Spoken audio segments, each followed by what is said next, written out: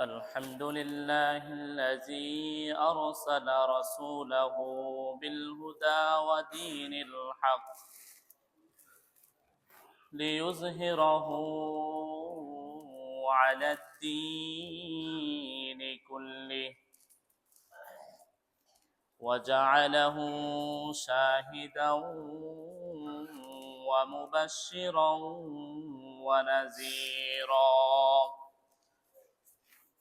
وداعيا إلى الله بإذنه وسراجا منيرا ونشهد أن لا إله إلا الله وحده لا شريك له الذي لا خالق إلا الله ولا مالك إلا الله ولا محيي إلا الله ولا مميت إلا الله ولا رازق إلا الله ولا حافظ إلا الله ونشهد أن سيدنا ونبينا وشفيعنا ومحبوبنا ومعشوقنا ومولانا محمدا عبده ورسوله صلى الله تعالى عليه وعلى آله وصحبه أجمعين وعلى كل من تبعهم بإحسان إلى يوم الدين أما بعد فأعوذ بالله من الشيطان الرجيم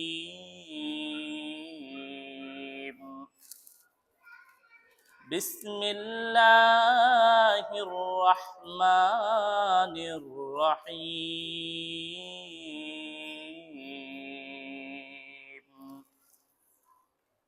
يا أيها الذين آمنوا استعينوا بالصبر والصلاة إن الله مع الصابرين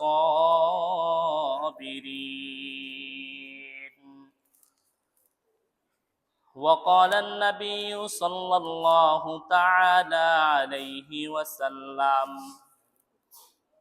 يطلع الله عز وجل في ليلة النصف من شعبان فيغفر لجميع خلقه إلا لمشرك أو مشاح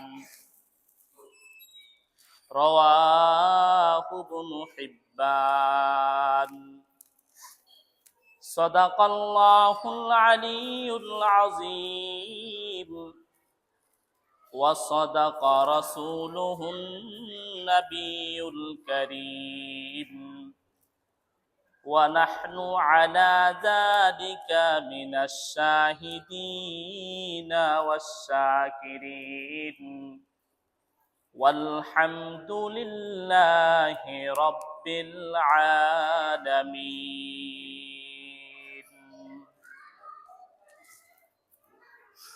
सूरज ने दिया अपने शुआओं को ये पैगाम सूरज ने दिया अपने शुआओं को ये पैगाम दुनिया है अजब चीज को भी सुबह को भी शाम दुनिया है अजब चीज को भी सुबह को भी शाम रुखसार से बरका का जरा पर्दा उठा दो, रुखसार से बरका का जरा पर्दा उठा दो, लिल्लाहे मुझे हुस्न खुदा दाद दिखा दो, लिल्लाहे मुझे हुस्न खुदा दाद दिखा दो।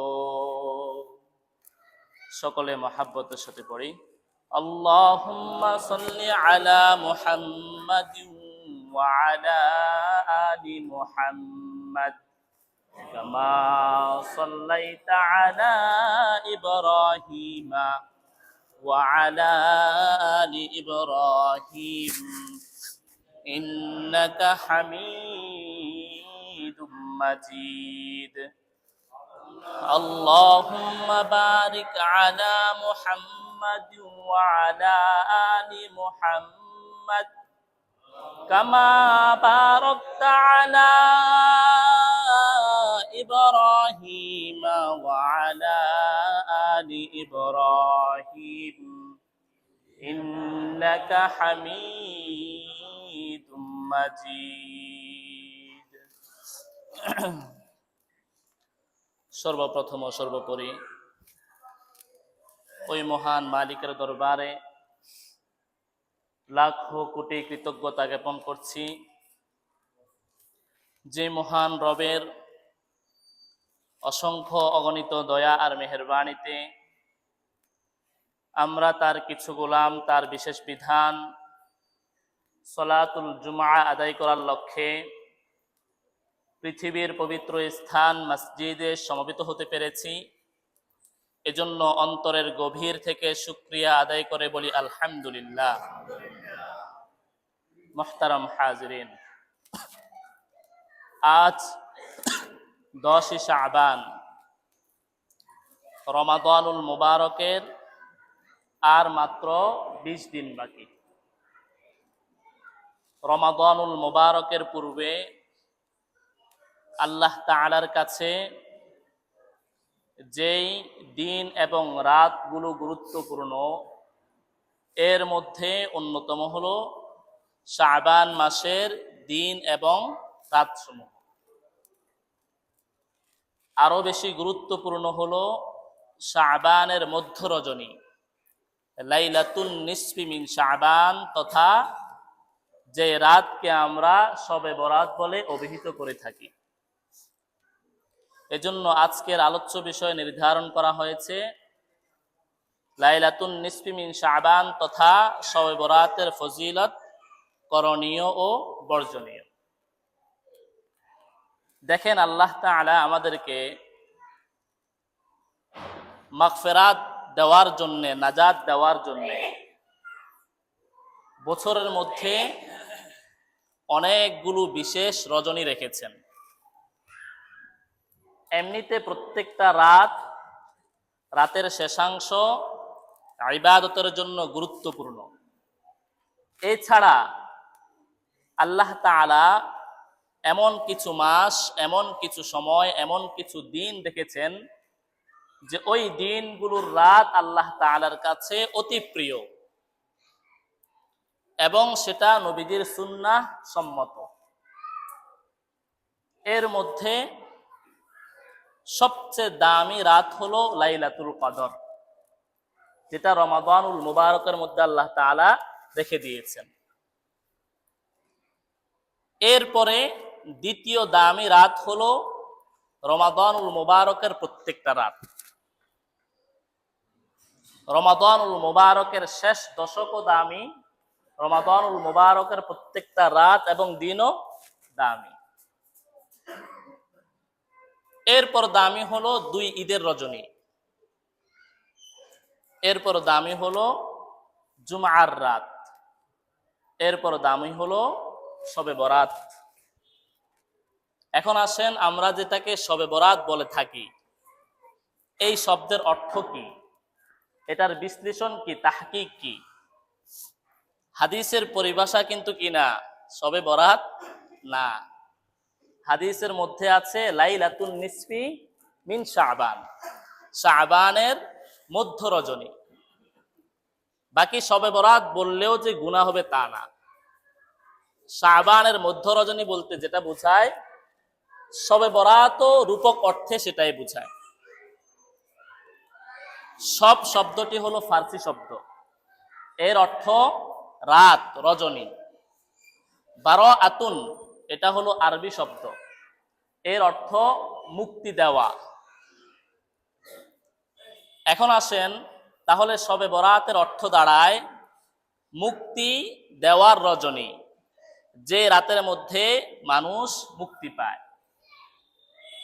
এই নামটি কোত্থেকে আসলো?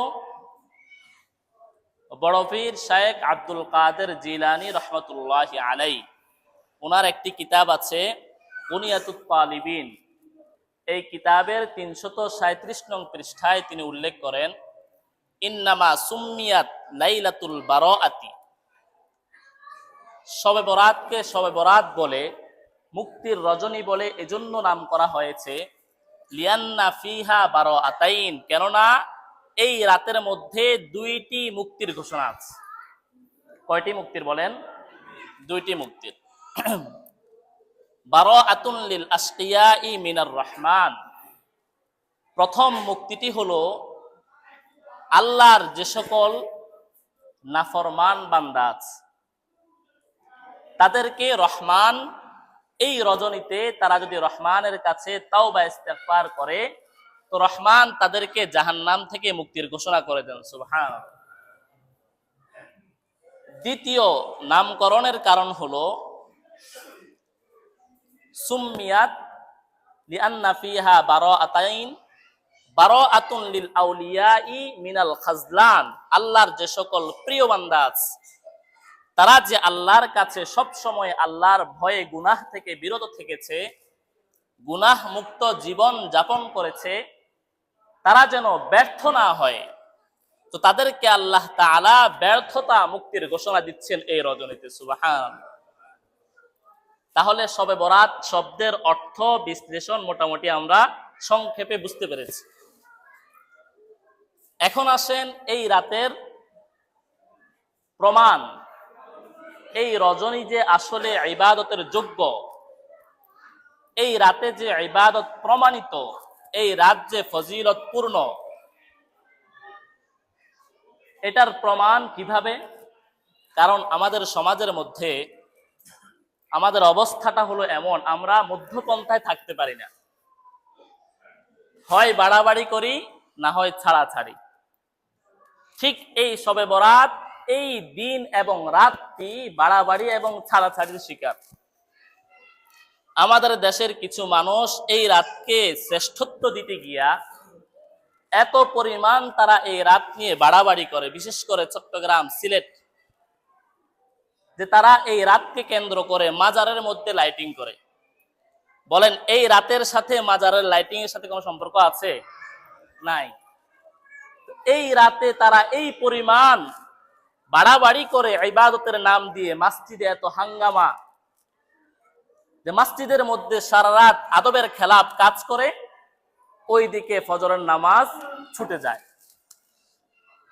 এই বাড়াবাড়ি থেকেও নিষেধ। আবার আরেকটি দল আছে, তারা নিজেকে আহলে হাদিস পরিচয় দেয়, লামাযহাবী পরিচয় দেয়। প্রথম দল হলো বেদাতি, দ্বিতীয় দল তারা লামাযহাবী পরিচয় দেয়, তারা এই রাতকে স্বীকারই করে না। এই রাত যে ফজিলতপূর্ণ, মর্যাদাপূর্ণ, এটা তারা কি করে না? স্বীকারই করে না।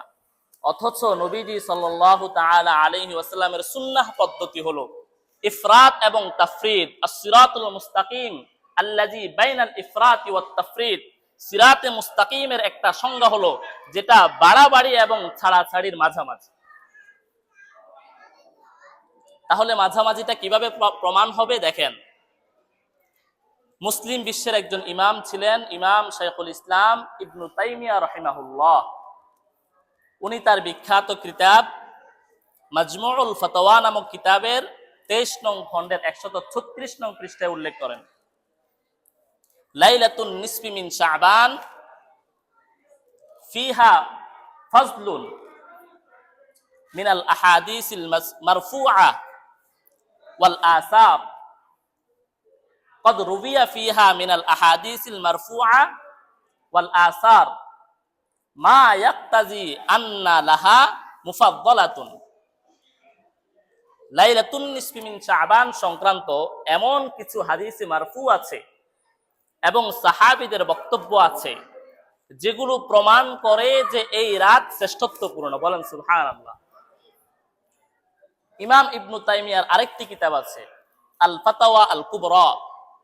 এই কিতাবের 10 নং খণ্ডের 301 নং পৃষ্ঠা তিনি উল্লেখ করেন, আম্মা লাইলাতুন নিসফি মিন শাবান ফাফিহা ফাজলুন।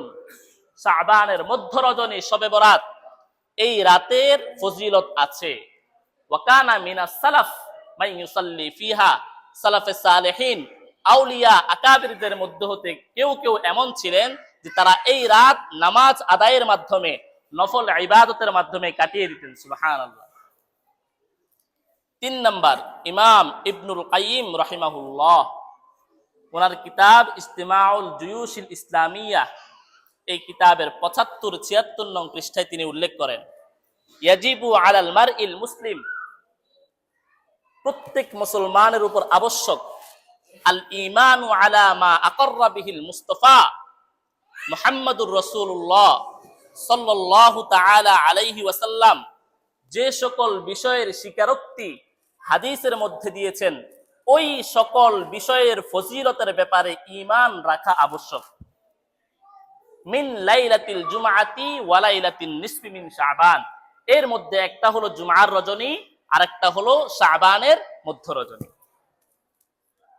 তাহলে বড় বড় দুইজন মুহাদ্দিস, যুগ শ্রেষ্ঠ মুহাদ্দিস ইমাম ইবনু তাইমিয়া এবং ইমাম ইবনুল কাইয়িম, ওনাদের বক্তব্য দ্বারা প্রমাণিত হলো যে লাইলাতুন নিসফি মিন শাবান এটা ফজিলতপূর্ণ। এখন আসেন এর ফজিলত সংক্রান্ত হাদিস। প্রথমত শাবানের ফজিলত, সহিহুল বুখারীর 1969 নং হাদিস। আন আয়েশা রাদিয়াল্লাহু তাআলা আনহা ক্বালাত, আম্মা জান আয়েশা রাদিয়াল্লাহু তাআলা আনহা থেকে বর্ণিত, তিনি বলেন, কানা রাসূলুল্লাহি সাল্লাল্লাহু তাআলা আলাইহি ওয়াসাল্লাম, নবীজি সাল্লাল্লাহু তাআলা আলাইহি ওয়াসাল্লাম ইয়াসুমু হাত্তা নাকুলু লা ইফতিরু, নবীজি এমন ভাবে রোজা রাখতেন শাবান মাসে আমরা মনে করতাম নবীজি মনে হয় আর রোজা থাকবেন না। ওয়া কানা ইফতিরু হাত্তা নাকুলু লা ইয়াসুমু, আবার নবীজি সাল্লাল্লাহু তাআলা আলাইহি ওয়াসাল্লাম এমন ভাবে রোজা ছেড়ে দিতেন আমরা মনে করতাম নবীজি মনে হয় আর রোজা রাখবেন না। ফামা রাআইতু রাসূলুল্লাহি সাল্লাল্লাহু তাআলা আলাইহি ওয়াসাল্লাম ইস্তাকমালা সিয়ামা শাহরিন ইল্লা রমাদান, আমি নবীজি সাল্লাল্লাহু তাআলা আলাইহি ওয়াসাল্লামকে রমাদান ছাড়া অন্য কোন মাসে পূর্ণ রোজা রাখতে দেখিনি। শুধু পরিপূর্ণ প্রত্যেকটা দিন রোজা রেখেছেন কোন মাসে বলেন? রমজান মাসে। এরপরে যে কথাটা বলতেছেন, ওয়ামা রাআইতুহু আকসারা সিয়ামাম মিনহু মিন শাবান, আমি নবীজি সাল্লাল্লাহু তাআলা আলাইহি ওয়াসাল্লামকে রমজান ছাড়া অন্য মাসে পূর্ণ রোজা রাখতে দেখিনি, এটা যেমন সঠিক, আবার নবীজি সাল্লাল্লাহু তাআলা আলাইহি ওয়াসাল্লামকে শাবান মাসে এই পরিমাণ রোজা রাখতে দেখেছি। রমাদান ছাড়া নবীজি অন্য কোন মাসে এত বেশি পরিমাণ সিয়াম পালন করতেন না। রমাদানের পরে সবচেয়ে বেশি সিয়াম কোন মাসে পালন করতেন বলেন? শাবান মাস। কারণ রমাদানের প্রস্তুতি, রমাদানের প্রস্তুতি। তাহলে বুঝে আসলো রাসূলের কাছে শাবান মাসের গুরুত্ব অনেক বেশি। অনেক বেশি হওয়ার কারণে রমাদানের প্রস্তুতি স্বরূপ রাসূল শাবানে কি রাখতেন? রোজা রাখতেন।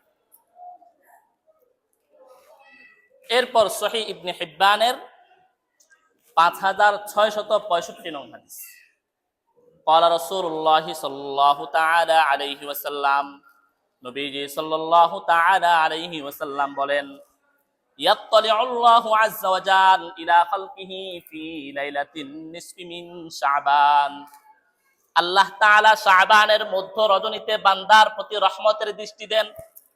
ফায়াগফিরু লিজামিই খালকিহি ইল্লা লিমুশরিকিন আও মুশাহিন, আল্লাহ তাআলা তার সকল সৃষ্টিকুলকে, সকল বান্দাদেরকে ক্ষমা করে দেন শুধুমাত্র 2 জন ব্যক্তি ছাড়া। কয়জন ছাড়া? 2 জন ছাড়া। এই রাতে আল্লাহ তাআলা সৃষ্টি জীবের যত বান্দা বান্দি আছে আল্লাহ তাআলা সকলকে ক্ষমা করে দেন, শুধু 2 ধরনের ব্যক্তি ছাড়া। এর মধ্যে 1 নাম্বার হলো মুশরিক, যারা আল্লাহর সাথে কি করে? শিরক করে। 2 নম্বর মুসাহিন, যে অপরের সাথে বিদ্বেষ পোষণ করে। মোট 7 শ্রেণীর ব্যক্তি আছে যাদেরকে এই রাতে ক্ষমা করা হয় না। একটু পরেই হাদিসের মধ্যে আসতেছে। এখন আসেন আরেকটি হাদিস, এই হাদিসের মতোই নাসিরউদ্দিন আলবানী রাহিমাহুল্লাহ ওনার কিতাব সিলসিলাতুল আহাদিসিস সহিহা, এই কিতাবের 1144 নং হাদিস। এই হাদিসটা এই জন্য বলা হচ্ছে, আমাদের যে সকল ভাইয়েরা এই রজনীকে অস্বীকার করে ওনারাই কিন্তু শাইখ নাসিরউদ্দিন আলবানীকে ইমাম হিসাবে গ্রহণ করে, অথচ উনি ওনার কিতাবের মধ্যেই এই রাতের শ্রেষ্ঠত্ব আলোচনা করেছেন। তিনি বলেন, ইয়াত্তালিউল্লাহু আযজা ওয়া জাল ইলা খালকিহি ফি লাইলাতিন নিসফি মিন শাবান, আল্লাহ তাআলা শাবানের মধ্য রজনীতে বান্দার প্রতি রহমতের দৃষ্টি দেন। ফায়াগফিরু লিজামিই খালকিহি, আল্লাহ তার সকল সৃষ্টিকুলকে ক্ষমা করে দেন, ইল্লা লিমুশরিকিন আও মুশাহিন, মুশরিক এবং মুশাহিন ছাড়া। এরপর তিনি যে কথাটা বলেন, হাযা হাদিসুন সহিহুন, তিনি বলেন এই হাদিসটা সহিহ। ওয়াকাদ রুবিয়া আন জামাআতিন মিনাস সাহাবা, শুধু সহিহ তা না, এই হাদিসের সপক্ষে এই হাদিসটি সাহাবায়ে কেরামের বড় একটি দল থেকে বর্ণিত আছে। ওয়াহুম মুআজ ইবনে জাবাল, তাদের মধ্যে একজন হচ্ছে সাহাবী মুআজ ইবনে জাবাল রাদিয়াল্লাহু তাআলা আনহু, ওয়া আবু মুসা আশআরী রাদিয়াল্লাহু তাআলা আনহু, ওয়া আব্দুল্লাহ ইবনে আমর রাদিয়াল্লাহু তাআলা আনহু, ওয়া আবু বকর রাদিয়াল্লাহু তাআলা আনহু, ওয়া আবু হুরায়রা রাদিয়াল্লাহু তাআলা আনহু, ওয়া আয়েশা রাদিয়াল্লাহু তাআলা আনহা। মোট এই 6 জন সাহাবী।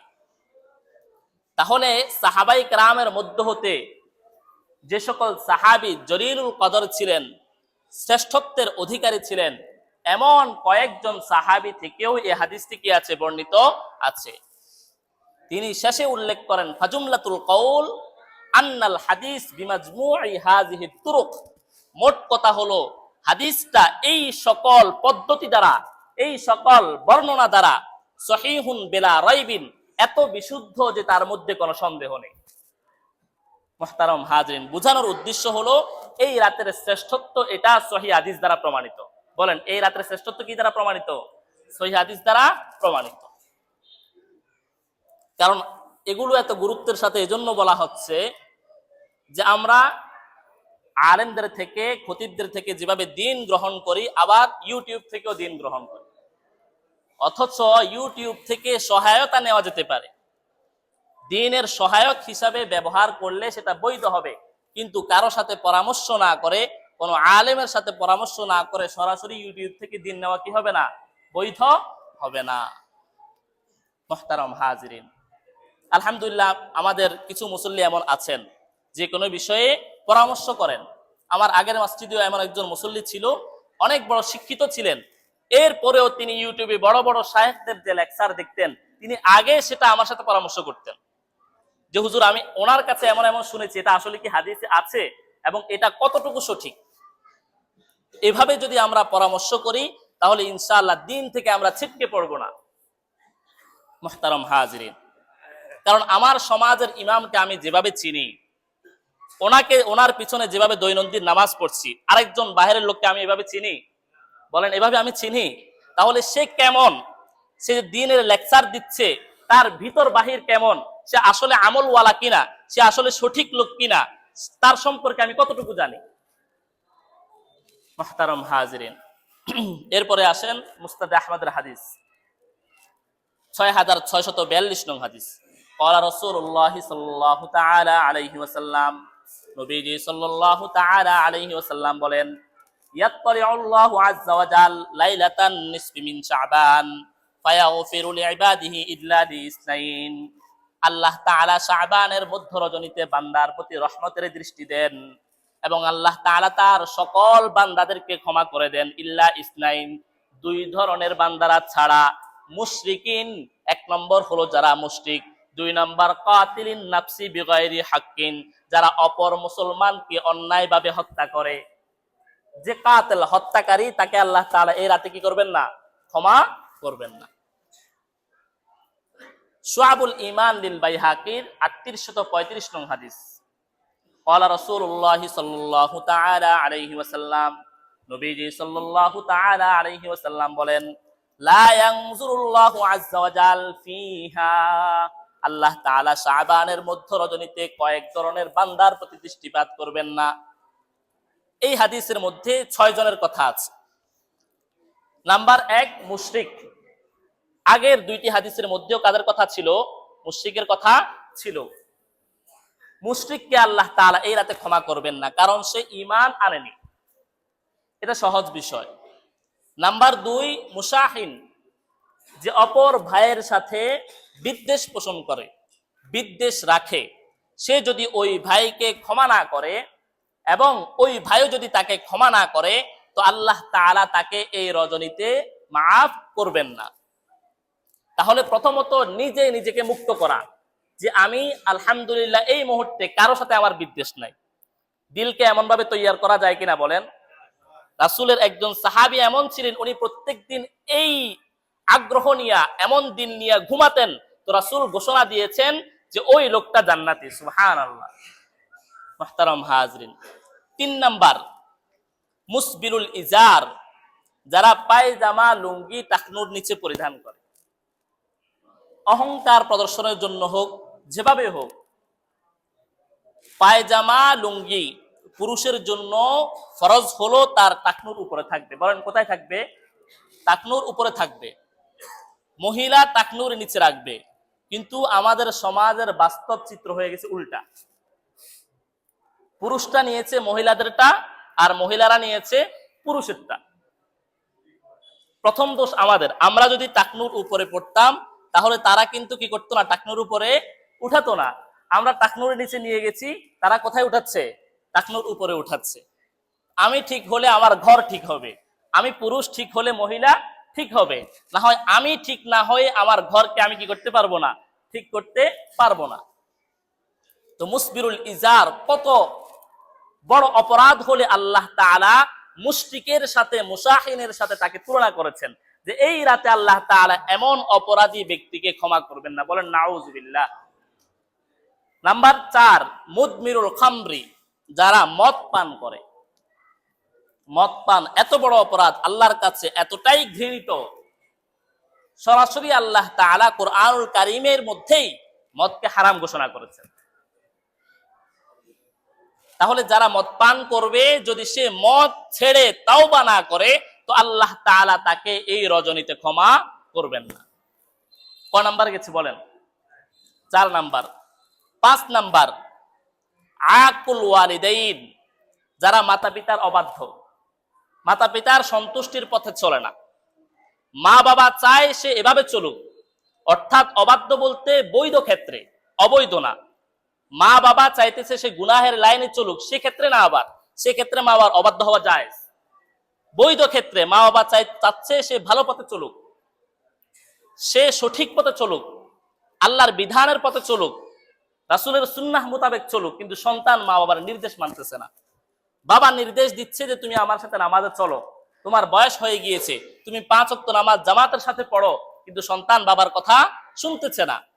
বাবা বলতেছে তোমার বয়স হয়ে গিয়েছে, তুমি এখন পরিবারের লোকদের সাথে, যে সকল মহিলাদের সাথে দেখা দেওয়া হারাম, তাদের সাথে দেখা দিও না, কিন্তু সে বাবার কথা শুনতেছে না। ওই সন্তান অবাধ্য। অর্থাৎ মা বাবার বৈধ নির্দেশ যে সকল সন্তানরা শুনবে না, তারা মা বাবার অবাধ্য সন্তান। তো আল্লাহ তাআলা ওই সকল সন্তানরা যদি শবে বরাতের আগে মা বাবার কাছে ক্ষমা না চায়, তো আল্লাহ তাআলা তাদেরকে এই রজনীতে ক্ষমা করবেন না। 6 নাম্বার, কাতিলুন নাফসি বিগাইরি হাক্কিন, যেটা পূর্বের হাদিসে গেছে, অন্যায়ভাবে যে কাউকে হত্যা করে। তো যাকে হত্যা করছে তার পরিবারের পক্ষ থেকে ক্ষমা ছাড়া আল্লাহ তাআলা ওই বান্দাকে ক্ষমা করবেন না। তার পরিবার ক্ষমা করে দিলেও এটা আল্লাহর ইচ্ছা আছে, কারণ কিসাস, হত্যার পরিবর্তে কিসাস হলো ইসলামী শরিয়ার বিধান। হত্যার পরিবর্তে হত্যা, এটা হচ্ছে ইসলামী শরিয়ার বিধান। এটা যতক্ষণ না হবে ততক্ষণ আল্লাহ তাআলার ইচ্ছা আছে আল্লাহ তাআলা চাইলে তাকে এই অপরাধের কারণে জাহান্নামে দিতে পারে। মুহতারাম হাজিরিন, এই 6 শ্রেণীর মানুষকে আল্লাহ তাআলা এই রজনীতে ক্ষমা করবেন না। আল্লাহ তাআলা আমাদের সকলকে এই 6 শ্রেণীর অন্তর্ভুক্ত হওয়া থেকে হেফাজত করুন, সকলে বলি আমিন। এবং যে সকল বান্দা বান্দীদেরকে রাসূল যেহেতু বলেছেন আল্লাহ ক্ষমা করবেন, অবশ্যই আল্লাহ তাআলা কিছু বান্দা বান্দীকে এর আগে কি করবেন, ক্ষমা করবেন। আল্লাহ তাআলা যেন আমাদের সকলকে আল্লাহর ক্ষমা প্রাপ্ত বান্দা বান্দীদের অন্তর্ভুক্ত হওয়ার তৌফিক দান করে, সকলে বলি আমিন। মুহতারাম হাজিরিন, সুনানে তিরমিজির 739 নং হাদিস, আন আয়েশা রাদিয়াল্লাহু তাআলা আনহা ক্বালাত, আম্মাজান আয়েশা রাদিয়াল্লাহু তাআলা আনহা থেকে বর্ণিত, তিনি বলেন, ফাকাততু রাসূলুল্লাহি সাল্লাল্লাহু তাআলা আলাইহি ওয়াসাল্লাম যাতা লাইলাতিন, আমি নবীজি সাল্লাল্লাহু তাআলা আলাইহি ওয়াসাল্লামকে এক রজনীতে হারিয়ে ফেললাম। আমি নবীজিকে আমার পাশে দেখতে পাচ্ছি না। ফাখারাজতু আতলুবু, আমি নবীজিকে তালাশের জন্য বের হয়ে গেলাম। ফাইজা হুয়া বিল বাকিঈ রাফিউন রাসাহু ইলাস সামা, আমি দেখতে পেলাম নবীজি সাল্লাল্লাহু তাআলা আলাইহি ওয়াসাল্লাম জান্নাতুল বাকিঈর মধ্যে চলে গেছেন। সুবহানাল্লাহ, কোথায় চলে গেছেন? জান্নাতুল বাকি। রাফিউন রাসাহু ইলাস সামা, মাথাকে আকাশের দিকে উত্তোলন করে রেখেছেন। ফাকালা রাসূলুল্লাহ সাল্লাল্লাহু তাআলা আলাইহি ওয়াসাল্লাম, নবীজি যখন আম্মাজান আয়েশাকে দেখলেন, দেখে নবীজি বললেন, আকুনতি তাখাফিনা আন ইয়াহিফাল্লাহু আলাইকি ওয়া রাসূলুহু, হে আয়েশা, তুমি কি এই ভয় করছো যে তোমার উপর আল্লাহ এবং তার রাসূল অবিচার করবেন? অর্থাৎ আজকে তোমার রজনী, আজকে আল্লাহর রাসূল তোমার কাছে না থেকে অন্য স্ত্রীর কাছে চলে যাবে, তুমি কি এই ধারণা করেছো? আম্মাজান আয়েশা রাদিয়াল্লাহু তাআলা আনহা বলেন, হ্যাঁ, আমি এমনটাই ধারণা করেছিলাম। ফাকালা রাসূলুল্লাহ সাল্লাল্লাহু তাআলা আলাইহি ওয়াসাল্লাম, নবীজি সাল্লাল্লাহু তাআলা আলাইহি ওয়াসাল্লাম বললেন, ইন্নাল্লাহা ইয়ানজিলু লাইলাতান নিসফি মিন শাবান ইলাস সামাঈদ দুনিয়া, আল্লাহ তাআলা শাবানের মধ্য রজনীতে দুনিয়ার আকাশে কুদরতিভাবে অবতরণ করেন। শাবানের মধ্য রজনীতে আমাদের যে আকাশটা আমাদের খুব নিকটে আছে, সেটা হলো প্রথম আকাশ। এই প্রথম আকাশকে হাদিসের পরিভাষায় দুনিয়ার আকাশ বলা হয়। তো দুনিয়ার আকাশে আল্লাহ তাআলা এই রজনীতে কুদরতিভাবে কি করেন? অবতরণ করেন। ফায়াগফিরু লিজামিঈ খালকিহি, আল্লাহ তাআলা তার সকল বান্দাদেরকে এই রজনীতে ক্ষমা করে দেন। সুবহানাল্লাহ। ওই যে আগের মতো মুশরিক এবং কি ছাড়া, মুসাহিন ছাড়া। মুহতারাম হাজিরিন, শুআবুল ঈমান লিল বাইহাকির 3835 নং হাদিস, আন আয়েশা রাদিয়াল্লাহু তাআলা আনহা ক্বালাত, আম্মাজান আয়েশা রাদিয়াল্লাহু তাআলা আনহা থেকে বর্ণিত, তিনি বলেন, ক্বামা রাসূলুল্লাহ সাল্লাল্লাহু তাআলা আলাইহি ওয়াসাল্লাম মিনাল লাইল, নবীজি সাল্লাল্লাহু তাআলা আলাইহি ওয়াসাল্লাম এক রজনীতে নামাজ পড়ার জন্য দাঁড়িয়ে গেলেন। ফাআতালা সুজুদা, নবীজি সাল্লাল্লাহু তাআলা আলাইহি ওয়াসাল্লাম সাজদাকে অনেক লম্বা করলেন। আম্মাজান আয়েশা বলেন, হাত্তা জানান্তু আন্নাহু ক্বাদ কুবিজা, এত দীর্ঘ সাজদা করলেন যে আমি অপেক্ষা করতে করতে করতে করতে আমার কাছে মনে হলো আল্লাহ না করুক রাসূল মনে হয় চলে গেছে। কুমতু হাত্তা হাররাকতু ইবহামাহু ফাতাহাররাকা, আমি দাঁড়িয়ে গেলাম, দাঁড়িয়ে নবীজির শাহাদাত আঙ্গুলকে নাড়া দিলাম যে রাসূল জীবিত আছেন কিনা, আমি একটু পরীক্ষা করে দেখি। নাড়া দিয়ে দেখলাম যে না, রাসূল কি আছেন? জীবিত আছেন। এরপর ফারাজাতু, আম্মাজান আয়েশা বলে আমি চলে গেলাম। ফালাম্মা রাফা রাসাহু, রাসূল সাল্লাল্লাহু আলাইহি ওয়াসাল্লাম যখন তার মাথা মোবারক উত্তোলন করলেন, সুম্মা ফারাগা মিনাস সালাতি, নামাজ সমাপ্ত করলেন। ফাকাল, রাসূল বললেন, হে আয়েশা, তুমি কি ধারণা করেছো যে আল্লাহ রাসূল তোমার সাথে অবিচার করবে আগের হাদিসের মতো? আম্মাজান আয়েশা বলেন, লা ওয়াল্লাহি ইয়া রাসূলুল্লাহ, আল্লাহর শপথ আমি এমনটা ধারণা করিনি। ওয়ালাকিন্নী জানতু আন্নাকা ক্বাদ কুবিস্তা, আমি তো ধারণা করেছিলাম না জানি আল্লাহ তাআলা আপনার হায়াত নিয়ে গিয়েছেন। এরপর রাসূল বললেন, আতাদরি আইয়া লাইলাতিন হাযিহি, হে আয়েশা, তুমি কি জানো এই রাতটি কোন রাত, এই রাতের ফজিলত কেমন? আম্মাজান আয়েশা বলেন, আল্লাহু ওয়া রাসূলুহু আ'লাম, এই রাতের ফজিলত কেমন আল্লাহ এবং তার রাসূলই ভালো জানেন। নবীজি সাল্লাল্লাহু তাআলা আলাইহি ওয়াসাল্লাম বললেন, ইন্নাল্লাহা আযজা ওয়া জাল ইয়াত্তালিউ ইলা খালকিহি ফি লাইলাতিন নিসফি মিন শাবান। আল্লাহ তাআলা শাবানের মধ্য রজনীতে বান্দার প্রতি কুদরতি রহমতের দৃষ্টি দিয়ে দেন। ফায়াগফিরু লিজামিই খালকিহি, অতঃপর আল্লাহ তাআলা তার সকল বান্দাদেরকে ক্ষমা করে দেন। সুবহানাল্লাহ। মুহতারাম হাজরিন, তাহলে এই রাতের শ্রেষ্ঠত্ব কম না বেশি বলেন? বেশি। আরেকটি জয়ীফ হাদিস আছে সুনান ইবনে মাজার 1388 নং হাদিস। ক্বালা রাসূলুল্লাহ সাল্লাল্লাহু তাআলা আলাইহি ওয়াসাল্লাম, নবীজি সাল্লাল্লাহু তাআলা আলাইহি ওয়াসাল্লাম বলেন, কুমু লাইলাহা ওয়া সুমু নাহারাহা, তোমরা শাবানের মধ্য রজনী রাতটা তোমরা ইবাদতের মাধ্যমে কাটিয়ে দাও, সালাত আদায়ের মাধ্যমে তোমরা কাটিয়ে দাও, তেলাওয়াতের মাধ্যমে তোমরা কাটিয়ে দাও, ইস্তিগফারের মাধ্যমে তোমরা কাটিয়ে দাও।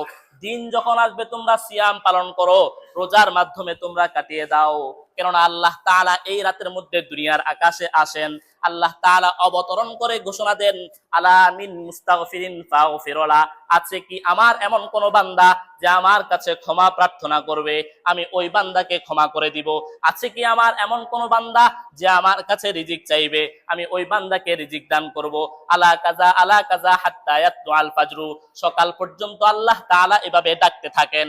যে সকল বান্দারা আল্লাহ তাআলার কাছে ইখলাসের সাথে, তাওবার সাথে, ইস্তিগফারের সাথে ওই রাতের মধ্যে তার হাওয়ায়েজ গুলো, তার প্রয়োজন গুলো আল্লাহ তাআলার সম্মুখে পেশ করবেন, আল্লাহ তাআলা ওই সকল বান্দা এবং বান্দীদেরকে ক্ষমা করে দিবেন। সুবহানাল্লাহ। মুহতারাম হাজরিন, এজন্য সময় সংক্ষিপ্ত, আমাদের আর মাত্র চার দিন পরেই লাইলাতুন নিসফি মিন শাবান, শবে বরাত আসতেছে। আমরা সকলেই চেষ্টা করব আমাদের পরিবারের সদস্যদেরকে সহ নিয়ে, ঘরে ইবাদত করলেও সমস্যা নেই, মসজিদে ইবাদত করলেও সমস্যা নেই, নফল ইবাদত ঘরে করা আরো উত্তম, তাকে মসজিদে সূচনা করে ঘরে সমাপ্ত করতে পারি। আল্লাহ তাআলার কাছে ইস্তিগফার করব, আল্লাহ তাআলার কাছে ক্ষমা প্রার্থনা করব, রমাদানের আগে নিজেকে পরিষ্কার করে নিব, যেন রমাদানুল মুবারকের মধ্যে পরিপূর্ণরূপে ক্ষমা অর্জন করতে পারি। সংক্ষিপ্ত সময়ের মধ্যে যে আলোচনা করা হয়েছে, আল্লাহ তাআলা আমাদের সকলকে আমল করার তৌফিক দান করুক। সকলে বলি আমিন। ওয়া আখিরু দাওয়ানা আলহামদুলিল্লাহি রাব্বিল আলামিন। যাদের কবলাল জুমা বাকি আছে, কবলাল জুমা আদায় করে